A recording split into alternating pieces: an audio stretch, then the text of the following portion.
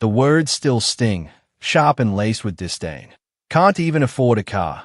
Can you, Allison? My brother's cruel joke hung in the air, a familiar barb aimed straight at my perceived failures. But then, a deafening, insistent roar shook the very foundations of the house, growing louder by the second. A sleek, black helicopter descended from the sky, its powerful blades churning the air, landing with undeniable precision right on our manicured lawn.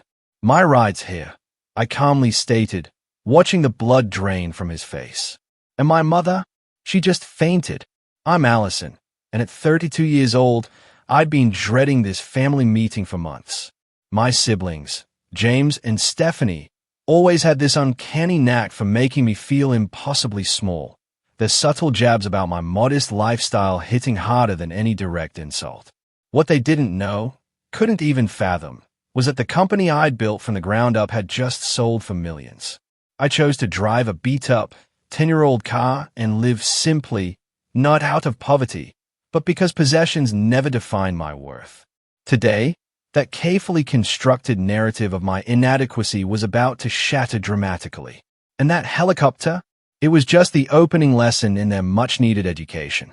Growing up as the middle child between my older brother, James, and my youngest sister, Stephanie, was never easy. James, now 40, was everything my parents idealized. He marched down the traditional path, Ivy League, prestigious corporate executive at a Fortune 500 company. His corner office in Manhattan and vacation home in the Hamptons were practically legends at our family gatherings. Stephanie, 28, found her own version of success by marrying Andrew, heir to a regional banking fortune. Her picture-perfect wedding graced magazine pages, and her life of charity galas and country club memberships perfectly fulfilled my parents' dreams for their youngest daughter. Then there was me, Allison, the middle child who never quite fit. Where James was calculated and traditional, and Stephanie was socially savvy and conventional, I was always questioning, always searching for something different. My parents truly tried to provide equally for all of us, but it became clear early on that my siblings and I had fundamentally different values. In high school, while James was student body president and Stephanie was homecoming queen, I was quietly starting my first small business, building custom websites for local shops. My parents saw it as a cute hobby, something I'd outgrow for a sensible career or marriage. So, when I announced I wanted to skip college to pursue entrepreneurship, the family reaction ranged from sheer disappointment to outright, panicked intervention. "You will regret this decision for the rest of your life," my father had said, refusing to meet my eyes during that tense dinner 10 years ago. Those words echoed in my head for years. 10 years ago, I packed what little I owned and left our hometown of Cedar Springs with just $200 in my pocket and a burning determination to prove my path was valid. My family predicted I'd be back within 6 months, humbled and ready to conform to their version of success. When I didn't return, they simply crafted their own narrative. I was struggling, too proud to admit it. My business ventures had failed, and I was barely scraping by in some tiny city apartment. In reality, my journey had been brutal, challenging, but ultimately successful beyond anything they could ever imagine. After several failed startups and nearly going bankrupt twice, the kind of fear that keeps you awake at 3 a.m. staring at the ceiling, my tech security company finally gained traction with a patent that revolutionized data protection for small businesses. 3 years of 18-hour workdays and ramen noodle dinners eventually led to a company valued at over $50 million. 6 months ago, a larger tech firm acquired us, making me wealthy beyond my wildest expectations. Yet, I told none of this to my family. Each holiday call or rare visit home, I passively listened to their assumptions about my struggling lifestyle without correction. When James asked if I needed help with rent, or when Stephanie offered me her old designer clothes, I just thanked them politely and changed the subject. It was easier than trying to explain why I chose to live modestly despite my success, that I valued experiences over possessions, that I was building schools and developing countries instead of buying mansions. They wouldn't have understood. They never had. The call about my parents came 3 weeks ago. Mom had fallen and broken her hip, and Dad's early-stage dementia was progressing much faster than expected. They needed more care than their retirement savings could possibly cover. James called a family meeting to discuss options and, of course, financial responsibilities. His voice, even over the phone, held that familiar, thinly veiled judgment when he asked if I could manage to come home and contribute whatever I could to their care. Now, my flight was preparing to land at the small regional airport near Cedar Springs. Anxiety churned in my stomach. For years, I had maintained the emotional distance that judgment created, building a life and friendships with people who valued me for my ideas and character, not my status. But family has a way of reducing even the most accomplished adult back to their childhood dynamics. Would this visit finally be the time I revealed the truth about my success? Or would I continue to protect myself from their inevitable reactions? The shock, the awkward recalibration of our relationships, the endless questions about why I had kept it secret. As the plane touched down, I was still completely undecided. My parents needed help, and I had already quietly arranged for the best care money could buy. But my siblings had no idea, and the family meeting promised to be another exercise in their relentless condescension.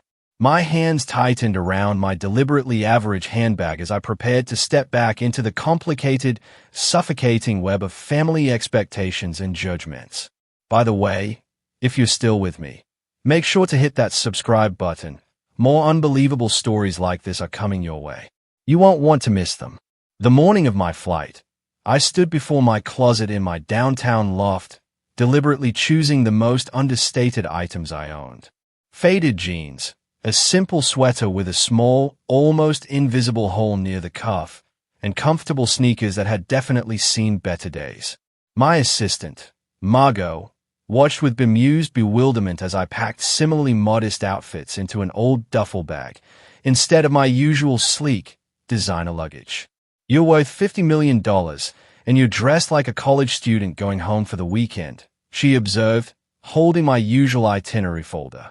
And you're taking a commercial flight instead of the company jet because this is how they expect me to arrive, I replied, tucking my hair into a simple ponytail. They have a very specific image of who I am, and I'm not ready to disrupt that quite yet. On the flight, I found myself reflecting on why I maintained this facade. The truth was complicated. Part of me genuinely enjoyed the freedom of being underestimated. In the cutthroat business world, I'd learned that people who underestimated me often revealed more than they intended, giving me the upper hand in negotiations. With my family, their low expectations meant I never had to justify my choices or defend my success according to their metrics. But there was a deeper reason, one I rarely admitted even to myself. Their judgment had hurt me profoundly. When I first left home, their dismissal of my dreams cut deeper than I could ever acknowledge. Each patronizing comment about my phase of entrepreneurship, each suggestion that I should settle down like Stephanie or get a real job like James, had accumulated, building a protective wall around my true self. Your problem, Allison, is that you've always been impractical, my brother had said during our last family Christmas, 5 years ago. Some people are meant to lead and innovate. Others are meant to follow. There's no shame in accepting your limitations.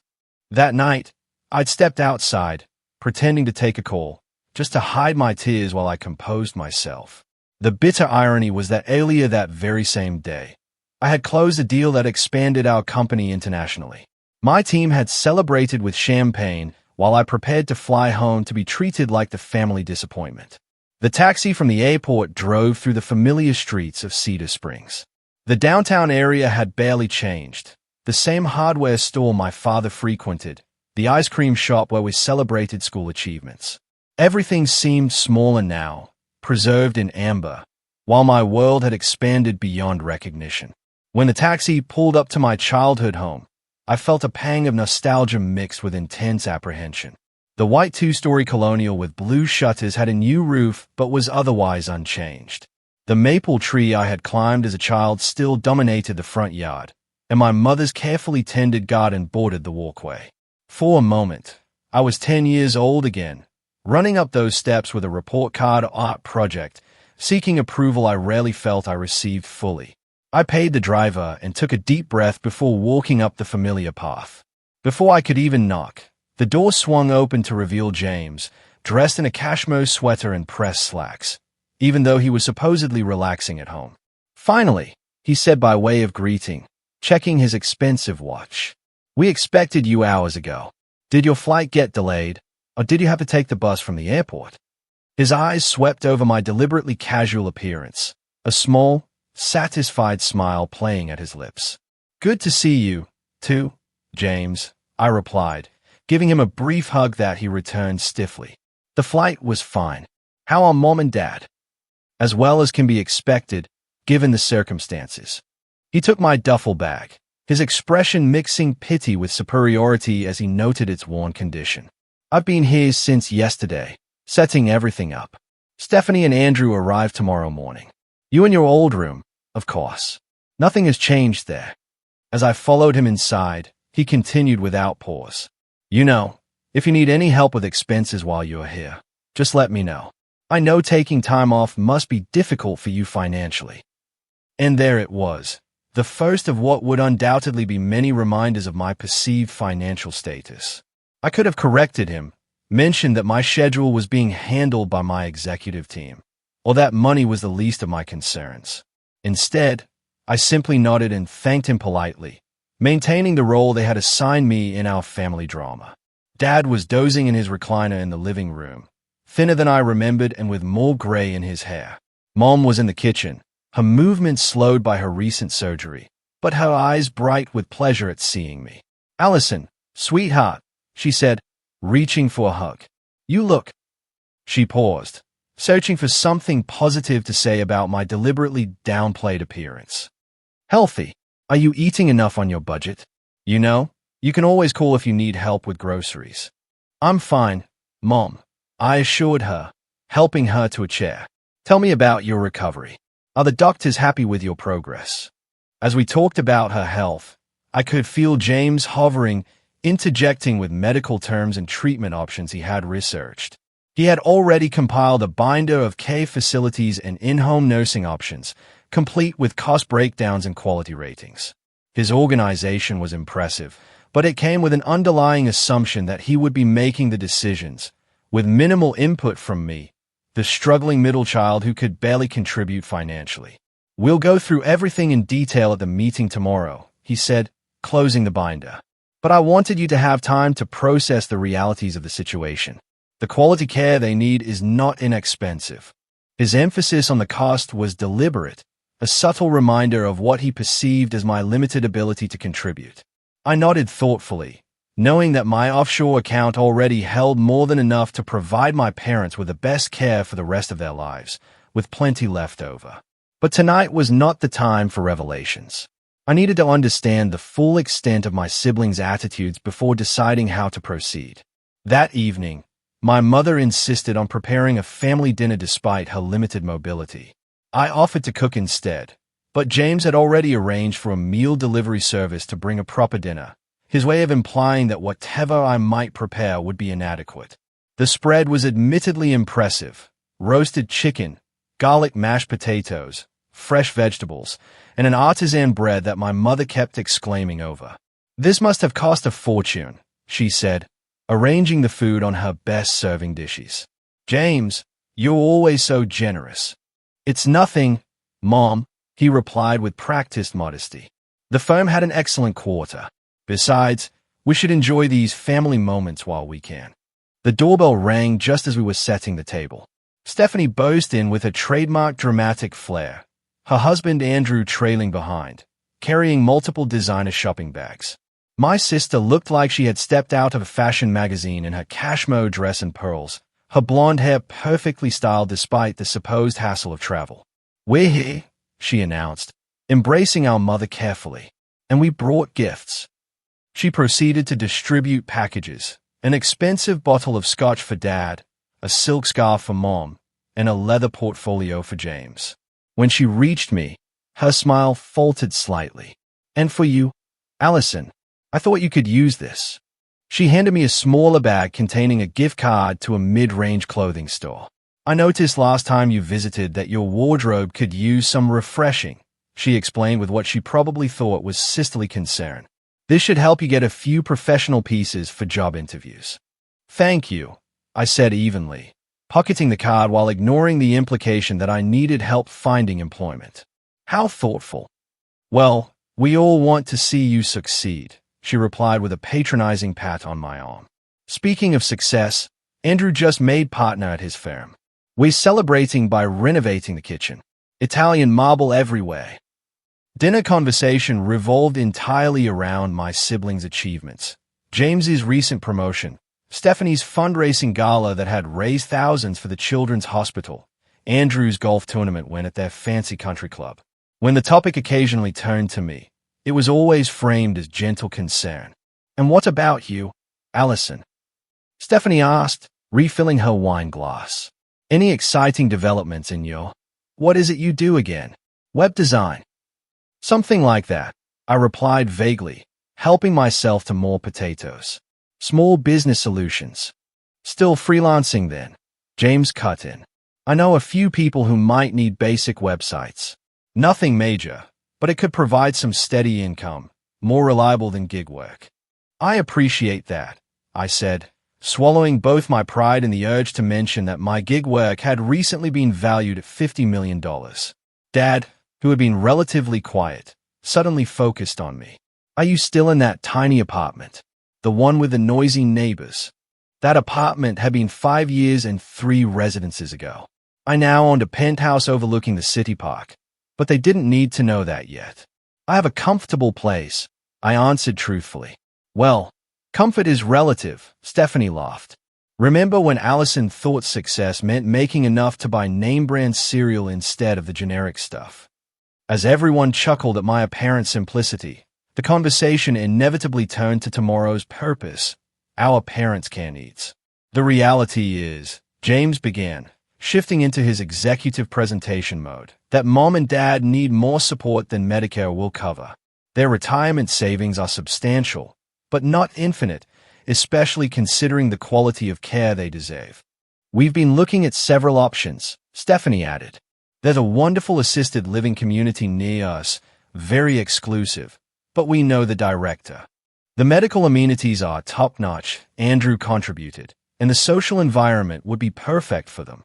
Throughout this discussion, I noticed how they seamlessly used "we" while occasionally glancing my way with expressions that clearly excluded me from that collective decision-making. The message was clear. They were the successful ones who would handle the important decisions and financial arrangements. I was expected to contribute what little I could and be grateful for their generosity in not demanding more.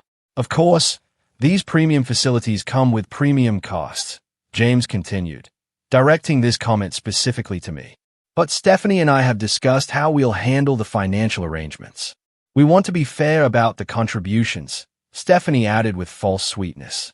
"Everyone should contribute according to their means."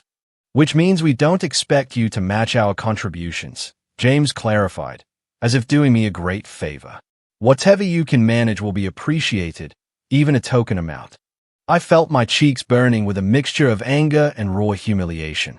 Not because I couldn't contribute, but because they had so completely written me off without ever asking about my actual situation. Years of assumptions and judgments had created a narrative about me that they accepted as absolute truth. "You've always had so much potential," Allison, my mother sighed, patting my hand. "I still don't understand why you never finished that business degree. You could have been so successful, like your brother." "Different paths work for different people, Mom," I replied quietly. "Not everyone measures success the same way." "True," James nodded condescendingly. "But some measures of success are more tangible than others. Security, stability, the ability to care for family. These are universal indicators that one's choices have been sound." As the subtle digs continued throughout dinner, I maintained my composure while internally debating my next move. Part of me wanted to reveal everything immediately, to see their expressions when they realized how devastatingly wrong they had been about me all these years. But another part hesitated, wanting to understand the full extent of their assumptions before changing our family dynamic forever. By the time dessert was served, I had made my decision. Tomorrow's family meeting would be the moment of truth. They would learn that their struggling middle child had been more successful than they could have imagined, just not in the ways they had prescribed. The official family meeting began promptly at 9 the next morning in our parents' living room. James had set up his laptop and a small portable projector to display his meticulously prepared PowerPoint presentation, titled Parental Care Options and Financial Considerations. Stephanie and Andrew sat on the love seat, matching in their business casual attire, while our parents occupied their usual chairs. I took the slightly wobbly ottoman in the corner, the least comfortable seat, which seemed fitting for my assigned role as the family afterthought. I've compiled comprehensive research on the top care options in the region, James began, clicking through slides of upscale facilities with manicured grounds and elegant interiors. These three meet our criteria for quality medical care, social engagement opportunities, and proximity to family. Each facility he presented was increasingly luxurious, with price points to match. He detailed amenities like gourmet dining options, cultural excursions, and specialized memory care programs for Dad. The final option, clearly his preferred choice, was a newly opened continuing care community with separate apartments for independent living that could transition to higher levels of care as needed. This would allow Mom and Dad to maintain their autonomy while having immediate access to medical support, he explained.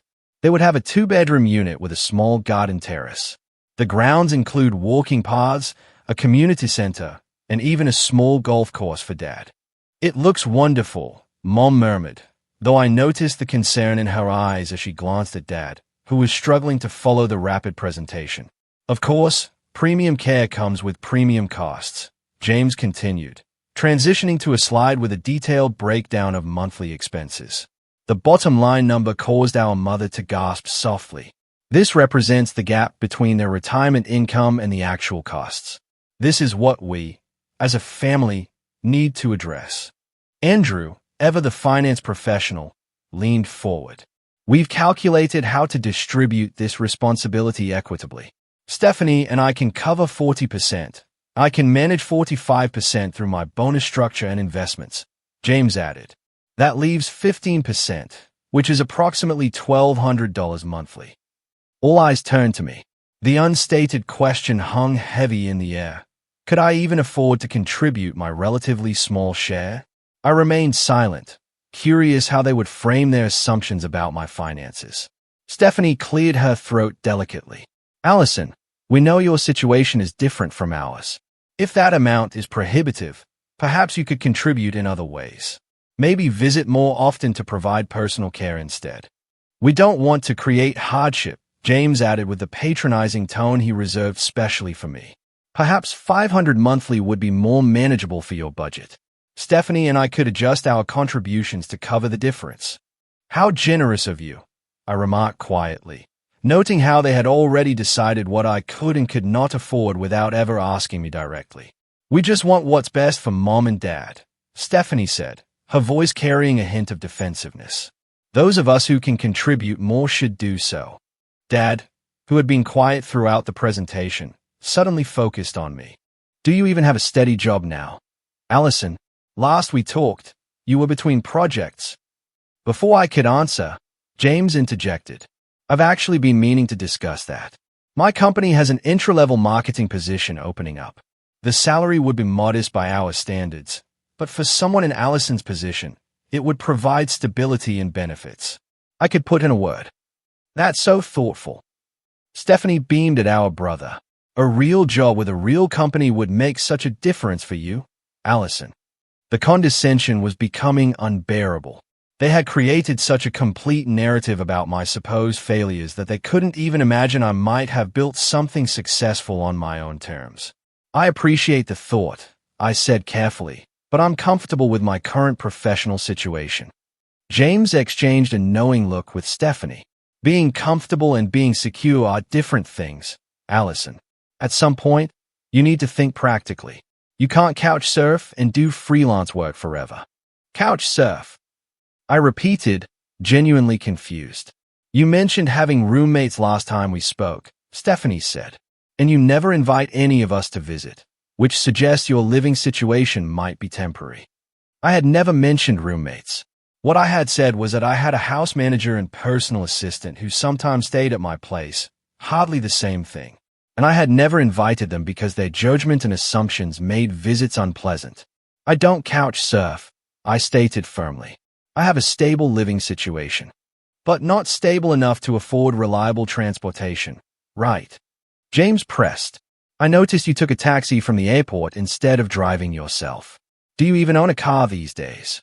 The conversation had veered into territory so divorced from reality that I almost wanted to laugh. Instead, I simply said, I have transportation arrangements that work for me. Allison has always been our free spirit, Mom interjected, clearly trying to smooth over the tension. Not everyone needs material success to be happy. That's a convenient philosophy when material success seems out of reach, James muttered, just loudly enough for everyone to hear. That comment was the tipping point. 10 years of condescension and judgment crystallized into a moment of perfect, searing clarity. They were never going to see me clearly unless I forced them to confront their misconceptions. Let's get back to the main issue, Andrew suggested, oblivious to the swirling tension. Can you manage the $500 per month? Allison, it's important we finalize the numbers today. I need to make a quick call first, I said, pulling out my phone. It will just take a minute. Now is not really the time for personal calls, James said with irritation. We're in the middle of important family business. I ignored him and dialed my assistant, Margot. Hey, it's me. Is everything set for today? I paused, listening. Perfect. Go ahead with the arrival in 15 minutes. Yes, the front lawn is big enough. Thanks. I ended the call and turned back to my confused family. Sorry about that. Just confirming my transportation. Did you arrange for another taxi? We're not finished here, James said with growing annoyance. Not exactly a taxi, I replied, settling back into my seat. Now, about those K options. I actually have another facility to suggest. It opened last year about 20 minutes from here. It has an exceptional memory care program and has been recognized nationally for its innovative approach. I researched every quality facility within 50 miles, James said dismissively. If it were worth considering, it would be in my presentation. This one is quite exclusive, I continued calmly. They only accept private clients through their foundation. No public listings. And how exactly would you know about an exclusive, unlisted care facility? Stephanie asked with a dismissive laugh. I smiled slightly. I know because I funded it. The Westbrook Senior Health Foundation is my project. A confused, stunned silence fell over the room. James recovered first. What do you mean, your project? You cannot possibly be suggesting you have the resources to fund a healthcare facility. That is exactly what I am suggesting, I replied. This is ridiculous, he scoffed. Next, you'll tell us you own a yacht and a private island.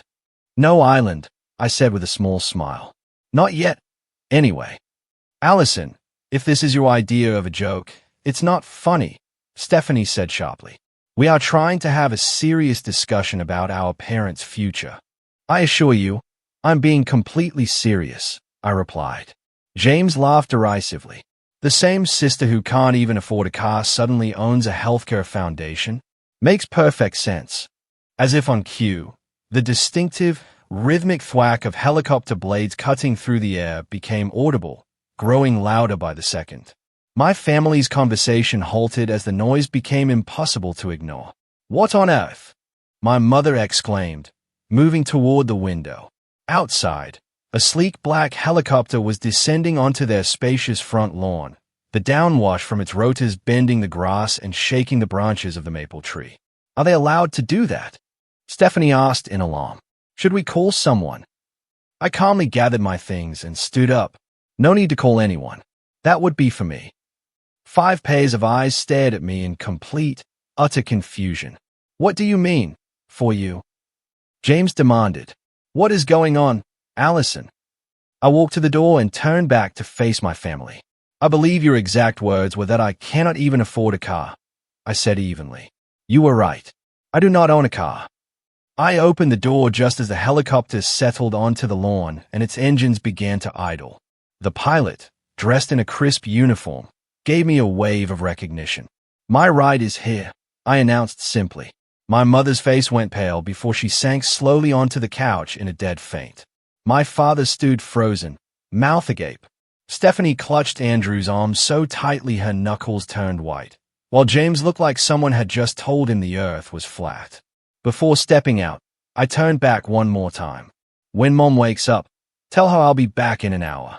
I think we should continue this conversation at my new place. The helicopter can take all of us." As the helicopter lifted off with me inside, I caught a glimpse of my family still standing in the doorway, their expressions a mixture of shock, confusion, and disbelief. The pilot handed me a headset to block the noise, and I sank back into the leather seat, finally allowing myself to process what had just happened. "Everything all right, Miss Parker?" the pilot asked. "You seem tense." "Just family drama, Rick," I replied, watching my childhood home grow smaller below us. "You know how it goes." "Yes. Should I circle around a few times to give them something to talk about?" he asked with a hint of humor. I laughed, feeling some of the tension finally dissipate. "Tempting, but let's head directly to the estate. We'll be bringing them all back with us shortly." The helicopter banked gently toward the wooded hills outside town where my newly purchased estate was located.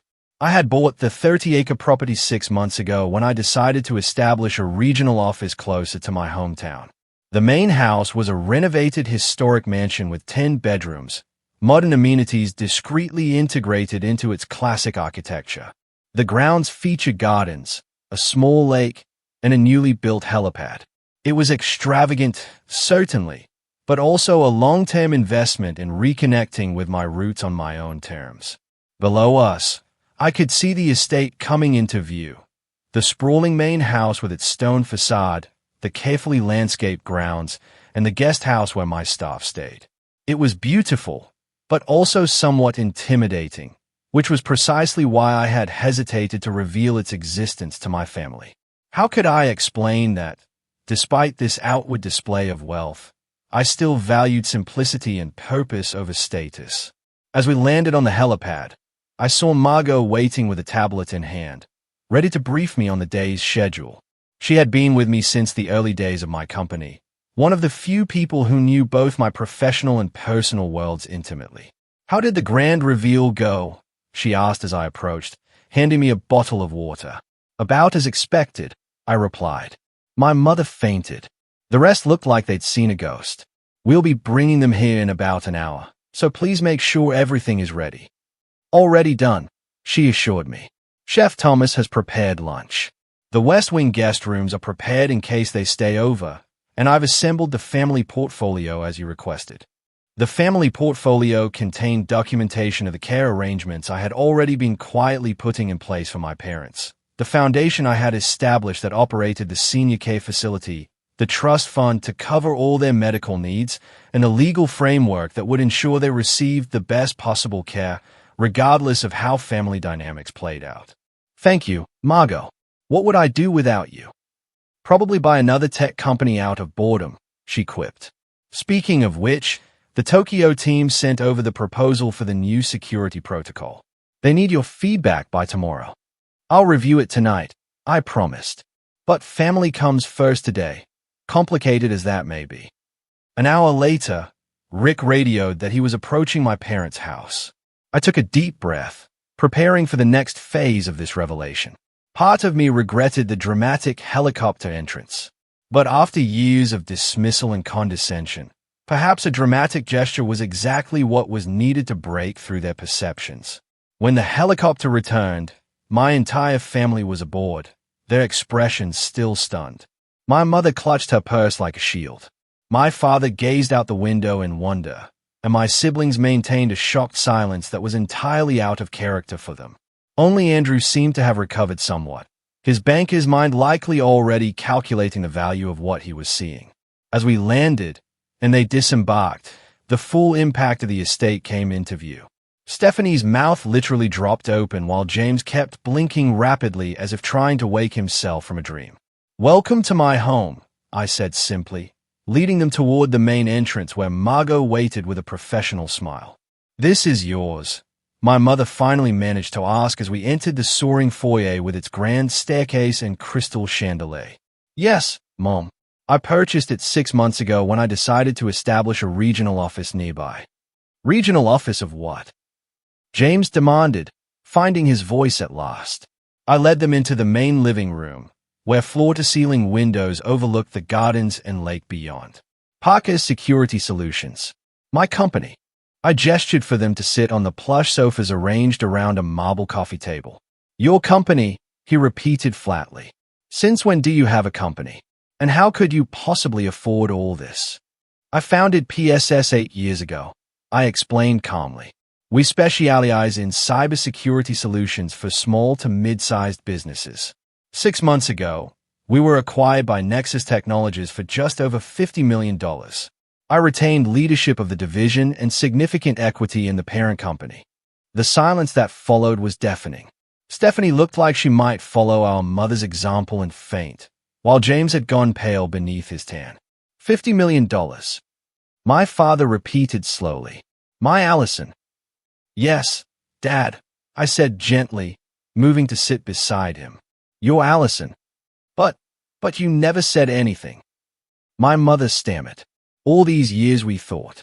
You thought I was struggling, I finished for her. I know I never corrected that assumption. Why would you let us believe you were barely getting by? Stephanie demanded, finding her voice at last. Do you know how worried we were about you? I raised an eyebrow at her. Were you worried, Stephanie, or was it more comfortable to believe I had failed? You gave me a gift card for job interview clothes yesterday. She had the grace to blush. I was trying to help. No, I said firmly. You were trying to reinforce the narrative that made sense to you, that the sister who chose a different path must necessarily be struggling. It never occurred to any of you that I might succeed on my own terms. You could have told us, James said, a hint of anger in his voice. Instead, you let us make fools of ourselves. I didn't create your assumptions, I replied evenly. You did that all on your own. Every time I tried to talk about my work, you changed the subject or dismissed it as that computer thing Allison does. You never asked genuine questions about my business or my life, but instead, you clung to the old beliefs. My choices were choices. I lived simply by preference, not necessity. I drive a 10-year-old car, when I drive at all, because I prefer it. I took a taxi because I flew commercial to maintain my privacy a bit longer. None of that means I cannot afford better. It means material displays are not how I measure success. Andrew, ever practical, spoke up for the first time. So that K facility you mentioned, the Westbrook Foundation, that really is yours. I nodded and gestured to Margot, who brought over the family portfolio and handed it to me. Yes, after my first major round of funding 3 years ago, I established the foundation. It operates an innovative care community specializing in memory support and holistic elder care. I had already arranged for Mom and Dad to have a place there whenever they needed.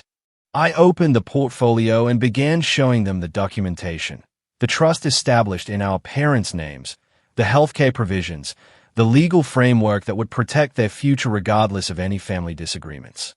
You did all this without telling us? James asked, his voice a mixture of awe and residual anger. I did all this because I love them, I corrected. And yes, without telling you, because I knew what would happen. You would question my decisions. It was worthy of having a say in our parents' care. Today's meeting confirmed exactly that. My mother wiped away tears. We're never meant to make you feel that way, Allison. Perhaps not intentionally, I acknowledged. But every gift card for basic necessities, every offer of an entry-level job at James's company, every condescending remark about my potential sent the same message, that you believed I had failed and needed rescue. We were trying to help. Stephanie insisted. Were you, or were you trying to validate your own choices by casting mine as the cautionary tale? The family screw-up who couldn't succeed without following your prescribed path. My words hung in the air, uncomfortable but true. For the first time, my siblings seemed to be genuinely reflecting on their behavior rather than defending it. My father reached over and took my hand, his eyes clearer than they had been all weekend. I always knew you were special, Allison. Different, Yes, but special. I just didn't understand what you were building. Thank you, Dad, I said softly, squeezing his hand. That means a lot. Margot discreetly signaled that lunch was ready, and I invited everyone to move to the dining room. As we settled around the table, set with fine china and fresh flowers, the initial shock began to give way to curiosity. My mother wanted to know about my home in the city. Stephanie asked about my travels, and even James began to ask more substantive questions about how I had built my company. For the first time in years, they were seeing me, really seeing me, not as the failing middle child, but as a successful woman who had created something significant on her own terms. The helicopter had gotten their attention, but it was this moment of genuine interest in my life that felt like the true revelation. After lunch, I gave my family a tour of the estate. The property included the main house, guest cottages, and a newly constructed office building where a small team would soon be working on regional projects. As we walked the grounds, the initial tension gradually dissolved into a more complex mixture of emotions: lingering embarrassment for my siblings, pride for my parents, and my own profound sense of relief at finally being authentic with my family. In the garden overlooking the lake, we settled onto patio furniture for coffee and continued conversation. The questions came more naturally now, with genuine curiosity replacing judgment. When did you know your company would be successful? My father asked, his eyes more focused than they had been all weekend. Despite his cognitive challenges, his interest in my work seemed to anchor him in the present moment. There wasn't a single moment, I explained. We nearly went bankrupt twice in the first 3 years. I lived in a studio apartment with a leaking ceiling and worked 18-hour days. But in the third year, we patented a security protocol that changed everything. Why didn't you ask for help during those hard times? My mother wondered. We would have helped you. With conditions, I said gently. Every offer of help came with the expectation that I would admit my path was a mistake. I needed to prove to myself that it was not.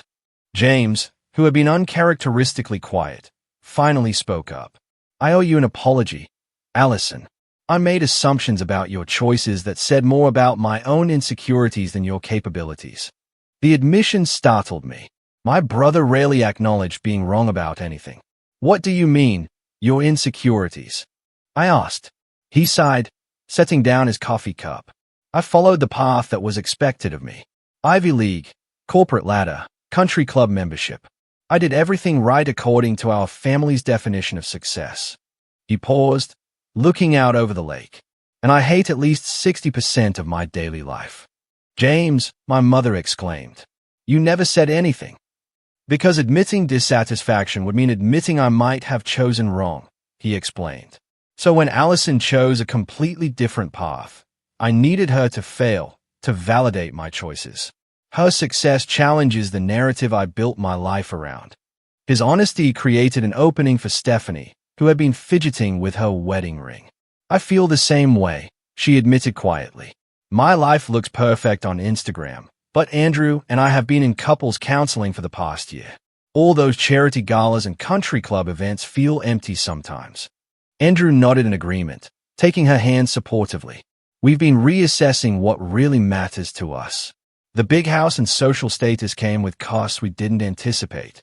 This vulnerability from my siblings was unexpected and deeply moving. For years, I had imagined them as perfectly content with their conventional success, judging me from positions of smug superiority. The reality that they, too, had doubts and regrets created a new possibility for authentic connection. Why did you keep your success secret for so long? My father asked. Were you punishing us for not believing in you? The question stung with its accuracy. Part of me had enjoyed the fantasy of a dramatic revelation that would force them to recognize how wrong they had been about me. But the reality of seeing their shock and hurt had been less satisfying than I had imagined.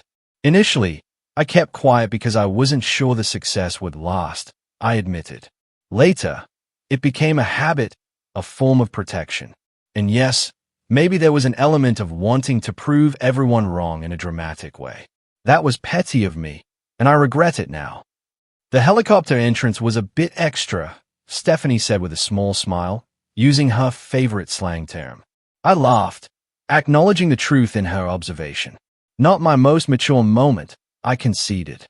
But after James's comment about not even affording a car, something in me just snapped. I deserved that, he admitted. The mom fainting was concerning. I was overwhelmed. Our mother defended herself. Finding out your daughter is a millionaire tends to come as a shock. Multimillionaire, Andrew corrected automatically, then looked embarrassed when we all turned to him. Sorry, banker habit. The conversation shifted to my parents' care, this time with me fully included in the discussion. I explained the Westbrook Foundation's approach to elder care, particularly for dementia patients like my father. Rather than the institutional model James had researched, Westbrook offered a community of small, home-like residences with personalized care plans and an emphasis on maintaining dignity and independence as long as possible. The foundation has already established a trust to cover all expenses, I explained, addressing the financial concerns that had dominated the earlier meeting. But this is not about me taking control of the decisions. It is about all of us finding the best solution together, as equals. Equals, James repeated thoughtfully. That's going to take some adjustment in my thinking. Mine too, I acknowledged. I've been defining myself in opposition to all of you for so long. I'm not sure I know how to be just a sister and daughter without that edge of resentment. As the afternoon progressed, we began rebuilding our family dynamic on this new foundation of honesty. The process was awkward at times, with old habits of interaction reasserting themselves, but the willingness to try was evident on all sides. My parents watched their adult children with a mixture of concern and hope, occasionally contributing memories from our childhood that highlighted moments of connection we had forgotten. When evening approached, I invited everyone to stay over in the guest rooms, an offer they accepted with varying degrees of enthusiasm.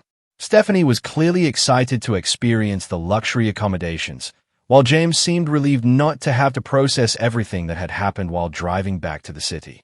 My parents were simply happy to have all their children under one roof, a rare occurrence in recent years. Over dinner, prepared by my personal chef, we continued building bridges across the years of misunderstanding.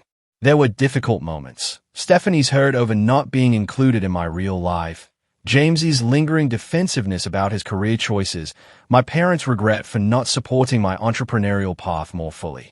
But there were also moments of genuine connection and even laughter as we shared stories from our separate lives. So, you really flew to Tokyo for a day just to meet with investors? Stephanie asked incredulously. I cannot imagine having that kind of freedom. It wasn't as glamorous as it sounds, I assured her. I was so jet-lagged, I put salt in my coffee instead of sugar and nearly fell asleep during the presentation. Still, she sighed. Your life sounds exciting. Parts of it are, I acknowledged. Other parts are ordinary and sometimes lonely. Success created opportunities, but also isolation. There are trade-offs to every choice. I think that's what I'm finally starting to understand, James said thoughtfully. There is no perfect path that guarantees happiness. We all just do our best with the choices we make. As we finished dinner and moved to the living room for dessert, I realized something profound had shifted in our family dynamic. The hierarchies and judgments that had defined our relationships for so long were not gone entirely, but they had been fundamentally disrupted. In their place was something tentative but promising, a more authentic connection based on who we really were, rather than who we pretended to be. When my mother accidentally knocked over her coffee cup, staining the expensive carpet, her immediate distress revealed how much she still saw herself as a visitor in my world, rather than family. I'm so sorry, she gasped. That rug probably costs more than our car. It's just a rug, Mom, I said gently. Things can be replaced. This conversation, this honest connection we're building, that's what matters.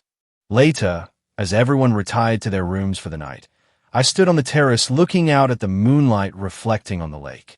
James joined me, offering a glass of whiskey from my collection. You've done well for yourself, little sister, he said with genuine admiration. Not just the money and all this, he gestured at the estate, but building something meaningful on your own terms. That takes courage. I'm not sure I have, I admitted. It's never too late to make changes, I told him.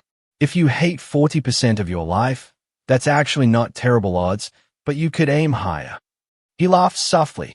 Always the optimist. Some things never change. Some things shouldn't, I agreed, clinking my glass against his in a quiet toast to new beginnings. The next morning, sunshine streamed through the windows of the estate's breakfast room as my family gathered around the table. Chef Thomas had outdone himself with a spread of fresh pastries, fruit, gourmet omelets, and perfectly brewed coffee. The conversation flowed more naturally now, with less tension and more genuine interest. I still cannot believe you funded an entire care facility, my mother said, adding cream to her coffee. How did you even know what was needed? Research, I explained. After Dad's diagnosis, I dove into learning everything I could about progressive memory care. The traditional options seemed so institutional and impersonal. I wanted to create something that preserved dignity and joy, not just safety. That's what impressed me most during yesterday's tour, James admitted. The attention to design details that support memory patients without looking clinical. The residents seemed genuinely happy. That was the goal, I nodded. When residents moved in, we interviewed their families about their life histories, preferences, even the small daily rituals that made them feel at home. The architecture and programs were built around those human needs, not just efficiency. Would it be possible for me to volunteer there sometimes? Stephanie asked hesitantly. My charity work has felt increasingly superficial lately. This seems like somewhere I could make a real difference. They would love that, I said, genuinely touched by her interest. They have an arts program that could use someone with your eye for design. The conversation shifted to more practical matters. The timeline for our parent potential move to the facility, the legal arrangements, and how we would stay connected as a family through the transition. For the first time, we were discussing these issues as equal partners, each contributing our different strengths to the solution. After breakfast, we moved to the garden for a family photo, the first in many years where the smiles felt genuine rather than performed. As we arranged ourselves on the terrace steps, I found myself reflecting on how dramatically our family dynamic had changed in just 48 hours. Before you return home, there's something I want to share with all of you, I said once we were settled in the living room again. My success has been meaningful professionally, but it has come with personal costs. I'm only now beginning to address them. What do you mean, Day? My mother asked with concern. I've spent 10 years defining myself in opposition to this family, I explained. Working to prove you wrong became such a driving force that I sometimes lost sight of what I actually wanted for myself beyond that validation. Building walls to protect myself from judgment also kept me isolated from genuine connection. I think we all played a part in that dynamic, my father said with unexpected clarity. Family systems are complicated. Everyone contributes to the patterns. Exactly, I agreed, surprised and touched by his insight. Which is why healing needs to involve all of us. I'm planning to stay in this area part-time now, splitting my time between here and the city. I want us to rebuild our relationships, not based on who we thought each other was, but who we actually are. I would like that very much, my mother said, reaching for my hand. To get to know the real Allison, not just the version we imagined. And I want to know the real versions of all of you too, I added. Not just the roles we fell into over the years. James cleared his throat. Speaking of authentic selves, I've been thinking about making some changes. I've been offered a teaching position at the business school. Less money, but more meaningful work. After seeing what you've built, Allison, I'm inspired to stop doing what is expected and start doing what matters. That sounds perfect for you, I said sincerely. You always were a natural teacher. Stephanie shared her own tentative plans for shifting her social energy from status-driven charity galas to more hands-on community work, while Andrew mentioned his interest in ethical investment counseling for nonprofits. My parents listened with evident pride as their adult children spoke about aligning their lives more closely with their values. As the weekend drew to a close and preparations were made for everyone's departure, I felt a profound sense of peace.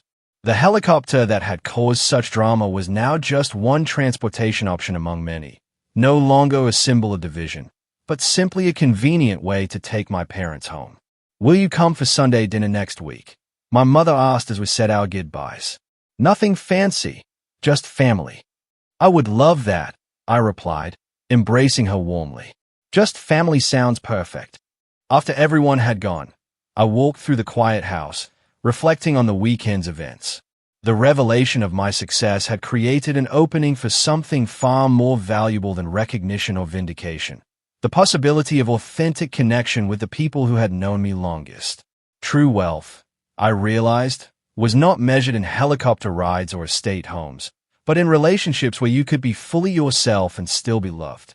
For years, I had pursued external success while keeping my heart protected behind walls of secrecy and resentment.